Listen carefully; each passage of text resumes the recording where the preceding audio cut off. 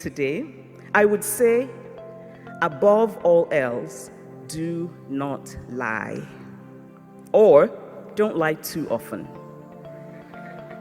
Which is really to say, tell the truth. And sometimes, the hardest truths are those we have to tell ourselves. But what I know is that I have always felt my best and done my best when I veer toward truth, when I don't lie. And the biggest regrets of my life are of those times when I did not have the courage to embrace the truth. Now, telling the truth does not mean that everything will work out. Actually, it sometimes doesn't. I'm not asking you to tell the truth because it will always work out, but because you will sleep well at night. And there is nothing more beautiful than to wake up every day holding in your hand the full measure of your integrity. When I first started sending out my early writing to agents and publishers and started getting rejections, I convinced myself that my work had simply not found the right home. Which might have been true, but there was another truth that took me much longer to consider, that the manuscript was not very good. And in fact, the first novel I wrote, or what I thought was a novel, eventually needed to be put away in a drawer. And I'm so grateful that it was never published.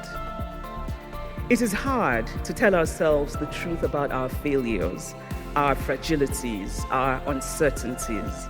It is hard to tell ourselves that maybe we haven't done the best that we can. It is hard to tell ourselves the truth of our emotions, that maybe what we feel is hurt rather than anger.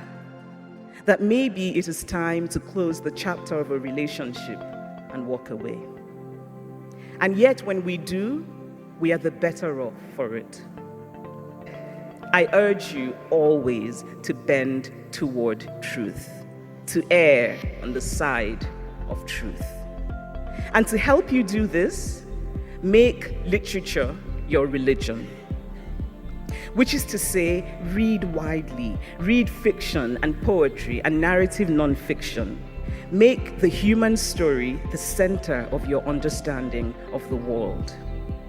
Think of people as people, not as abstractions who have to conform to bloodless logic, but as people, fragile, imperfect, with prides that can be wounded and hearts that can be touched. Literature is my religion. I have learned from literature that we humans are flawed. All of us are flawed. But even while flawed, we are capable of enduring goodness. We do not need first to be perfect before we can do what is right and just. Sometimes, especially in politicized spaces, telling the truth will be an act of courage. Be courageous. Never set out to provoke for the sake of provoking, but never silence yourself out of fear that a truth you speak might provoke. Be courageous. People can be remarkably resistant to the facts that they do not like, but don't let that silence you from speaking the truth. Be courageous. Be courageous enough to acknowledge that even if there is no value in the position of the other side, there is value in knowing what that position is. Listen to the other side, at least the reasonable other side. Be courageous enough to recognize those things that get in the way of telling the truth. The empty cleverness, the morally bankrupt irony, the desire to please, the deliberate obfuscation, the tendency to confuse cynicism for sophistication. Be courageous enough to accept that life is messy. Your life will not always perfectly match your ideology. Sometimes even your choices will not align with your ideology. Don't justify and rationalize it, acknowledge it. Because it is in trying to justify that we get into that twisting, dark, unending tunnel of lies from which it is sometimes impossible to re-emerge whole. Be courageous enough to say, I don't know. There will be times when you're petrified of failing, when fear of failure holds you back. In those moments, here is the truth that is easy to forget. You don't actually know that you will fail. Some of you here today, like me, know what you love, and some of you don't. If you don't know, you will.